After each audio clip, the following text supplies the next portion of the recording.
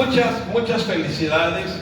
Hoy, Día de la Familia, las familias que están aquí presentes, pero también a las familias que quizás el padre o la madre o algún miembro de la familia a la que usted pertenece va a darse el tiempo y me va a hacer el favor de escucharme. Les agradezco, les felicito de todo corazón, deseando que Dios bendiga a toda su familia donde quiera que esté, y sobre todo el dulce amor del Señor Jesucristo los abrace y enmarque sus pensamientos y sus buenas relaciones entre ustedes. Mis queridos y amados hermanos, quiero compartir con ustedes lecciones que nos deja Génesis capítulo 1, capítulo 2 y capítulo 3. Eso quiere decir que hoy vamos a ver por lo menos 3 lecciones. El próximo domingo veremos otra, y así sucesivamente hasta que culminemos precisamente con el día de resurrección esta pequeña serie sobre lecciones que nos dejan Génesis capítulo 1, 2 y 3. Ya en uno de los domingos les hablé sobre la caída del hombre y cómo el pecado corrompió al ser humano, cómo perdió su inocencia, su pudor, pero sobre todo cómo el hombre perdió su buena relación que Dios le brindaba todos los días. Y usted me dirá, ¿y qué del capítulo 1? Bueno, ya lo leímos en el transcurso del culto antes de iniciar la transmisión, pero ¿quién no ha leído Génesis capítulo 1? A ver, ¿qué nos dice Génesis capítulo 1? ¿Qué nos cuenta? Nos cuenta o nos narra la creación de esta tierra. Y yo pudiera atreverme a decir la creación de todo el universo, porque dice que hizo también el sol, la luna y las estrellas, ¿verdad? La Biblia es un libro maravilloso que Dios nos ha dado para que podamos saber cómo vivir. No solamente la Biblia es palabra de Dios para los que creemos en Dios. La Biblia es la palabra de Dios para toda la humanidad. Y por eso dije, para que aprendamos cómo vivir, para que sepamos quién es Dios, cómo es Él y por qué y para qué lo necesitamos.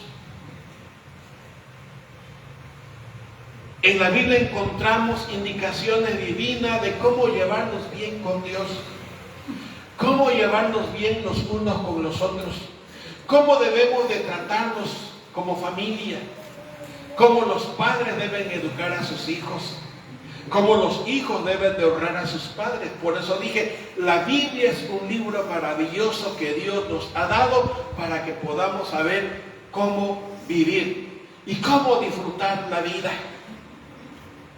Génesis es el primer libro de la Biblia y es la base para las demás enseñanzas de la palabra de Dios. En los primeros 3 capítulos, 1, 2 y 3, encontramos lecciones importantes que el Señor desea que usted y yo aprendamos. Y concretamente en Génesis capítulo 2, del 1 al 3, encontramos lo siguiente: fueron pues acabados los cielos y la tierra y todo el ejército de ellos, y acabó Dios en el día 7º la obra que hizo. Y reposó el día 7º de toda la obra que hizo, y bendijo Dios al día 7º y lo santificó, porque en él reposó de toda la obra que había hecho en la creación. Y no sé si ustedes notaron qué es lo que más se repite en el capítulo 1. ¿Qué es lo más que se repite? ¿Notaron? Hay una frase que se repite muy a menudo. ¿Cuál es? ¿La notaron? Y vio Dios que era bueno. Y luego al final del capítulo 1 dice, y vio Dios que era bueno en gran manera. De entrada, entonces, la primerísima lección que encontramos ahí, que Dios es ¿qué? Dios es ¿qué? bueno. Dios es bueno. Y a través de toda la Escritura encontramos, hermanos, que nadie es como Él. Y por causa del pecado, el hombre se ha fabricado sus propios dioses. Y la Biblia lo detalla, inclusive también cuando la leemos, que va el hombre más pobre por allí. Eso lo encontramos en el libro del profeta Isaías, del profeta Jeremías y algunos otros. Va y se encuentra un árbol frondoso y lo escoge y lo corta y escoge la mejor parte y luego lo lleva al ebanista o al labrador, no al que labra la tierra, sino al que labra la madera, al que la trabaja muy bien, al tallador quizás mejor dicho. Y dice, se hace una figura. Y de ese árbol que cortó, donde separó la leña y escogió lo mejor de ese árbol, luego a esa escultura que le hicieron, el hombre la empieza a adorar y le prende luz, hoy diríamos veladora, ¿no? Y le empieza a entregar y a hacer ofrendas, se le ofrece incienso, se le ofrece comida, se le ofrece... ¿Pero qué era? Era un árbol. ¿Por qué el hombre llegó a ese grado de tomar ese pan y decir, eres mi Dios?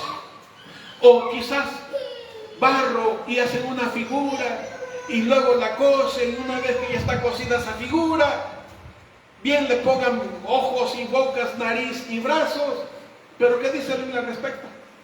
Tienen ojos, pero no ven, boca, y no hablan, porque sigue siendo barro. Y no estoy juzgando a aquellos que tienen fe y devoción por estas figuras. Estoy diciendo que ese es el resultado de la pecaminosidad en el ser humano, que en lugar de darle la gloria a Dios, quien es bueno, se la da a una obra del artífice, del joyero, del herrero, o de como se llame el oficio de aquel que elaboró aquella figura, el corazón del hombre, o cuyo corazón del hombre le dice, este es mi Dios, negándole la gloria al auténtico y único Dios. Dios es bueno. O cuánta gente, y en estos días lo hemos acabado de oír, yo no lo vi, pero oír, lo acabamos de oír en nuestra región, tributándole adoración y alabanza y ofrendas a Satanás o a la muerte, que son personajes, que son seres, son personajes o seres que el hombre por su pecaminosidad le rinden tributo y culto como si fueran Dios, cuando no lo son, porque Satanás es una creación. Y la muerte, el ángel de la muerte, es una creación también. Por lo tanto, no son creadores, porque el único creador es aquel que hizo los cielos y la tierra. Y la Biblia detalla cómo Dios creó a un ángel tan precioso y tan bello y tan poderoso, pero que en su corazón se le subió la idea de decir, bueno, ¿y qué me falta para ser como él? Y quiso dar golpe de estado, ¿se acuerdan? Y de ese momento se concibió el errar al blanco, que ¿se acuerdan que dije que es lo que significa la palabra pecado? A la santidad de Dios, y fue echado de la presencia de Dios. Y hoy se pasea en este mundo como si fuera Dios, y millones de gente le adoran y le alaban y le rinden tributo y le traen incienso y le traen ofrendas y le construyen altares. Como bien saben, aquí en nuestra ciudad hay un altar, hay un templo de Satanás. Pero saben, mis amados hermanos, no es Dios. Eso no es Dios. Eso no es Dios. Y quizás seducidos los corazones por el pecado, fueron engañados para rendirle culto y tributo, pensando que Él les da todo lo que les pide. Y puede ser cierto que da lo que les pide, pero recuerden, mal paga el diablo a quien bien le sirve. Por Porque aunque le dé lo que le esté pidiendo ese corazón, terminará en el infierno por ser cautivo de Satanás. Porque la paga del pecado es la muerte, dice la Biblia. Así que la primera lección que encontramos, que el único que es bueno es Dios. ¿Y por qué digo que es bueno? Porque de Él procede toda dádiva y todo don perfecto. Y vean cómo con el poder y la autoridad de su palabra o de su voz, de la nada hizo las cosas. Dijo Él, sea la luz, y la luz fue hecha. Que se separen la expansión. Y se acuerdan que, y luego le llamó cielos a un lado y al otro lado, ¿cómo le llamó? Tierra. Y todo el Génesis capítulo 1 viene describiendo la obra de Dios. Primera lección, Dios es bueno. ¿Y por qué sabemos que es bueno? Porque todo lo que Él hace es bueno. En Él no hay sombra de pecado alguno. En Él no hay variación alguna. La Biblia testifica que Dios no es hombre ni hijo de hombre para que se arrepienta o para que mienta. Que inclusive cuando le insultaron en esta tierra, Él no respondía con ira o con enojo o con reproches o con señalamientos. Él respondía diciendo, perdónalos porque no saben lo que hacen. Ese es amor, ¿o no? ¿Y por qué digo que Dios es bueno? Porque lo testifica su poder al crear todas las cosas, al ponerle órdenes y leyes para que no se salgan. Imagínense si la luna se sale de ese control que Dios estableció. ¿Qué sucedería con nuestro planeta? O imaginen que el sol se salga del control que Dios estableció. O imaginen ustedes que las estrellas se salgan del control y del orden que Dios le estableció. Por eso leímos el Salmo 19 que una noche declara a otra noche, o un día a otro día, sabiduría. No se escucha ruido, no se escucha voz, no se escucha nada. Pero cuando dice que se declara la sabiduría, no es de un día a otro, sino la sabiduría de Dios que estableció leyes, estableció principios físicos para que nada se salga de control. O imaginen cuando el mar se salga del control. Si nada más hemos tenido una probita cuando hay los tsunamis, ¿no? Nada más son pruebitas. Imaginen si eso se sale del control que Dios le estableció. Dios es bueno, pero es amor también. ¿Y por qué digo amor? Vean cómo con tanta solicitud creó al hombre. Lo hizo diferente a los animales. Los creó a su imagen y semejanza. Por eso tenemos conciencia. Por eso tenemos, mis amados hermanos, percepción del Creador. Por eso el ser humano, aún en su perversidad pecaminosa, tiene conciencia que hay un ser poderoso. Y por eso se hace sus propias divinidades. Porque sabe que hay un ser poderoso. Porque reconoce que hay un vacío en su espíritu, en su alma, en su corazón. Y trata de llenar ese vacío. Pero ese vacío solo lo llena la presencia del Creador. Del que pone orden y controla todas las cosas. Del que es todopoderoso, pero también todo amor, y que por amor hace solo cosas buenas, grandiosas, maravillosas y extraordinarias. Dios es bueno y no hay nadie como Él.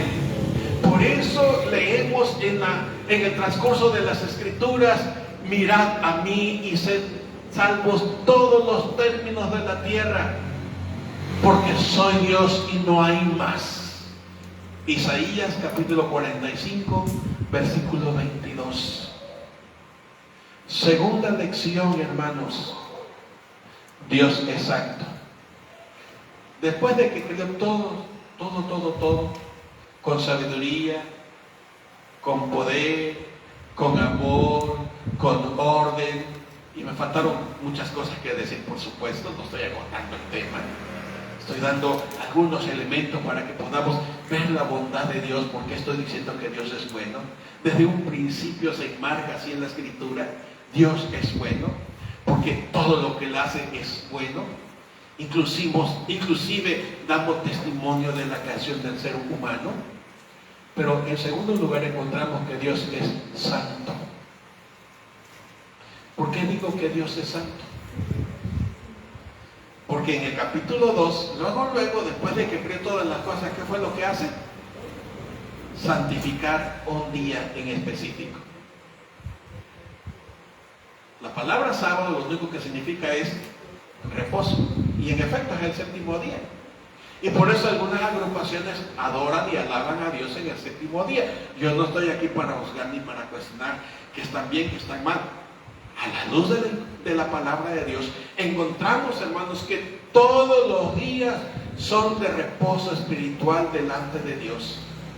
Y concretamente en el libro a los Hebreos, el Nuevo Testamento, dice, mis amados hermanos, que el día de reposo espiritual, el día de la búsqueda de la presencia de Dios es, ¿cuál día? Hoy. Y cuando decimos hoy no nos estamos refiriendo a sábado, no nos estamos refiriendo a domingo, no nos estamos refiriendo a lunes, no nos estamos refiriendo a un día de la semana, sino a todos los 7 días de la semana. Eso implica que vamos a estar de rodillas 24, ¿cómo dicen? 24/7, que no hay otras cosas que hacer, que no hay otras ocupaciones, porque luego nos señalan eso. No, la Biblia no está diciendo eso. La Biblia está diciendo que a Dios se le adora todos los días y a cada instante, que a Dios lo tenemos que buscar todos los días, porque dijo Jesús, separados de Él nada podemos hacer. Y la palabra santificar quiere decir dedicar, quiere decir separarnos de todas nuestras ocupaciones por lo menos un instante y levantar nuestros ojos a aquel cuyos ojos se pasean por toda la tierra. Así dice la Biblia, para ver si hay un corazón que le busca. Así dice la Biblia. Los ojos de Jehová se pasean por toda la tierra para ver si hay un corazón que le busca. Oh, que diera yo que cuando los ojos del Señor me miren que mi corazón le está buscando. Oh, que diera que mi congregación le buscara todos los días a ese Dios bueno y santificara un instante de su diario vivir para levantar sus ojos. Y no solamente en el día de la angustia, como leímos o como me tocó el Salmo 77 y verso 2. Busque al Señor en el día de mi angustia. ¿Y qué no debemos de buscarnos en los otros días también? Pero como somos los seres humanos y también los creyentes, también los evangélicos. Honramos y alabamos a Dios cuando todo marcha bien, cuando tenemos salud, cuando en la cartera hay billetes, cuando el refrigerador está lleno, pero nomás no hay dinero en la cartera, nomás el refrigerador está vacío y la despensa está vacía. ¿Cómo solemos actuar? ¿No con reclamos a veces? ¿No con actitud rebelde a veces? Y solo corremos a Él cuando sentimos que el agua nos está llegando al cuello. Sí, porque algunos tenemos cuellos muy chiquititos, ¿verdad? Pero tenemos cuello, gracias a Dios. Otros tienen un cuello más grande, bendito sea Dios. Los que tienen cuello delgado y como los envidio, porque yo nunca encuentro camisas así para poder usar corbata. Cuando fui joven, pues sí, pero ahora que soy mayor ya no. Por eso cuando he ido a los Estados Unidos me pongo mi corbata así, pues allá es muy normal porque hay muchos gorditos y allá es, normalmente en los cultos pues hay que usar corbata, ¿no? Es otra cosa allá. Aquí no es necesario. Pero muchas veces nos preocupamos más por lo que nos ponemos que por el corazón en la búsqueda de nuestro buen Dios. Tan bueno es Dios y tan santo es Dios que cuando el hombre pecó, Dios lo tuvo que echar del huerto.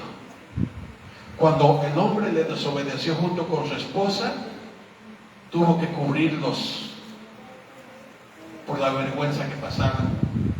Tan bueno es Dios y nos ama tanto que sacrificó a un animalito para vestirlos. ¿Recuerdan? Pues estoy hablando de lecciones que nos deja Génesis capítulo 1, capítulo 2 y capítulo 3. Próximo domingo estaré tocando un poquito más sobre el capítulo 2, cuando Dios instituye a la familia. Hoy, Día de la Familia, sí quiero enfatizar que por la misma perversión del corazón del hombre a causa del pecado, miren lo que están aprobando los gobiernos en diferentes partes del mundo. Una familia, o mejor dicho, dos homosexuales, forman su familia autorizada legalmente, adoptando a su hijo. Hombre con hombre, formando una pareja. Y la ley reconociéndolos. Pues yo no sé si le darán marido y mujer, pero pues la ley los reconoce como cónyuges. Y tienen la autoridad o el derecho, mejor dicho, el derecho, con la autorización de las autoridades, de adoptar a su hijo, pervirtiendo lo que Dios instituyó, rompiendo el esquema que Dios hizo. No soy homofóbico. Y yo no soy nadie para juzgar y condenar. Lo que estoy señalando es lo que dice Dios. Eso lo enfocaremos en el Génesis capítulo 2. Por eso estoy diciendo lecciones que nos deja Génesis capítulo 1, 2 y 3. ¿Y por qué estoy diciendo esto? Porque desde el mismo principio Dios nos reveló quién es Él, cómo es Él y por qué nos degradamos alejándonos de Él. ¿Y por qué hemos llegado a la situación en que estamos? Donde la violencia, donde el crimen es pan cotidiano en todo el mundo. Y aunque en nuestro país se quiere negar la enorme matanza que ha habido en los últimos años, ahí está la realidad que habla por sí sola.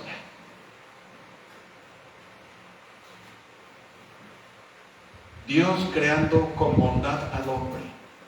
Dios creando con amor al hombre. Dios poniéndole al hombre buenos sentimientos, buenas intenciones, buena conciencia, buena percepción. Pero miren cómo el pecado entrando al corazón del hombre ha pervertido, llegando a ser lo que hoy somos. Imaginen, por causa del pecado el hombre llegó a ser cavernícola cuando Dios lo creó a cavernícolas. Dios creó al hombre inteligente, ¿no notaron? Eso lo veremos un poquito más adelante. Dios es bueno. Dios es santo. Por eso, mis amados hermanos en Cristo, no podemos llevar una vida cristiana viviendo como mundanos, viviendo como incrédulos, viviendo solamente satisfaciendo los deseos de la carne. Por eso desde aquí les aconsejo que tomen tiempo para dedicar sus vidas a Dios.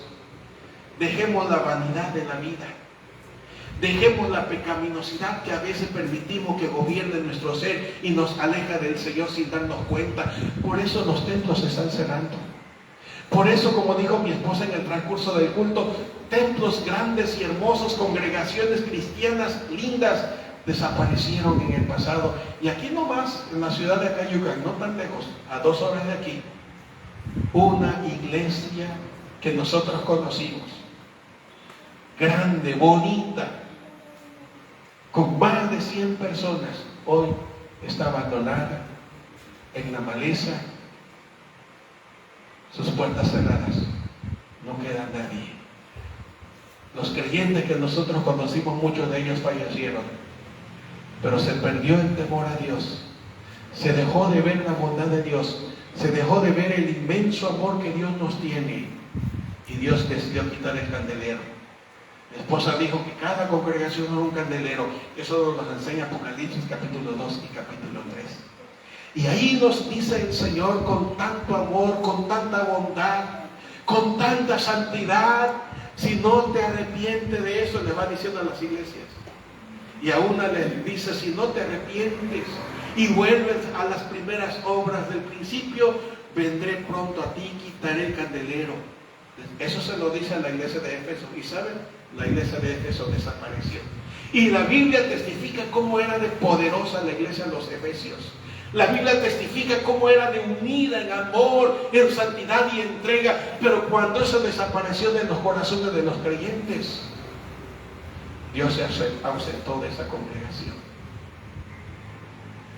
Por eso cobra sentido cuando leemos en el capítulo 3, en la última iglesia: he aquí, estoy a la puerta y llamo.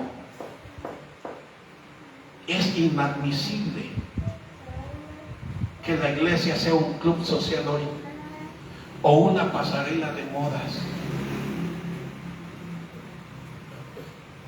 o una empresa como muchos quieren denominarla hoy, o una compañía. Y sin darse cuenta, la iglesia de Dios ha perdido tanto terreno por la influencia que Satanás pone y las tentaciones que Satanás pone, que ha dejado de ser la iglesia del Dios viviente. El cierre de esos templos debe de ponernos en mucha atención a nosotros aquí en Betania, o a la iglesia en la que usted pertenece y asiste. Finalmente, hermanos, hemos visto que la lección en Génesis 1 nos deja es que en primer lugar Dios es bueno. Su obra lo testifica. Su testimonio lo testifica. Es decir, su palabra lo dice. Dice que fue bueno lo que él hizo. Pero su quehacer de santificar nos habla que Dios es un santo, apartado de todo mal, y que nadie puede estar delante de su presencia a menos que sea perdonado de su pecado, a menos que sea purificado de su pecado. Y eso es posible creyendo en Jesús como nuestro Salvador personal. Hoy lo anunciamos con la mesa de la comunión servida. Para eso la instituyó el Señor Jesús en la iglesia, para que nunca olvidemos lo que costó el perdón de nuestros pecados, que fue la muerte de su amado Hijo Jesús, producto del amor de Dios. Porque ¿qué otro amor hay, dijo Jesús, que uno muera por otro? Y dijo Jesús, qué bueno que haya alguien que muera por sus amigos, pero ¿quién muere por los malos? Y Jesús murió por nosotros. Gloria a su nombre. Bendito sea el Señor. La Biblia, en tercer y último lugar, no estoy terminando, solamente resumiendo aquí, nos enseña de que aparte de que es bueno, sabio, todopoderoso, etc., aparte de que Dios es santo y que no tolera el pecado, también dice la Biblia en Génesis capítulo 1 que Dios es uno y tres a la vez. No me pidan explicación de la Trinidad, porque ninguna explicación nos va a dejar satisfecha en nuestra mente. Es un misterio la Trinidad. Por eso cuando el discípulo aquel vino, Señor, muéstranos el camino y nos basta. ¿Recuerdan la respuesta del Señor Jesús, Juan capítulo 14? Tanto tiempo he estado con ustedes. Él hablaba de 3 años. Y en esos 3 años habían comido con Él, habían dormido con Él, habían caminado con Él, habían visto los milagros que Él hizo y habían participado de sus milagros. Y se atreve a decir, muéstranos el camino y nos basta. Tanto tiempo he estado con ustedes y no me has conocido. Yo y el Padre, dijo Él, uno somos. El que me ha visto a mí, ha visto al Padre. Notaron que en Génesis capítulo 1 Dios dijo, hagamos al hombre. ¿Notaron eso? Plural, hagamos. ¿Con quién estaba hablando el Dios creador? Que nos dice al principio 1:1, hizo Dios los cielos y la tierra. ¿Con quién hablaba? Si ustedes van a Juan 1:1, dice, en el principio era el verbo. ¿Y el verbo? ¿Y el verbo? Era Dios. Y estaba, no solamente era, también estaba con Dios. Y luego 1:14, y aquel verbo, Juan 1:14, y aquel verbo, ese que estaba con Dios y que era Dios, ¿qué?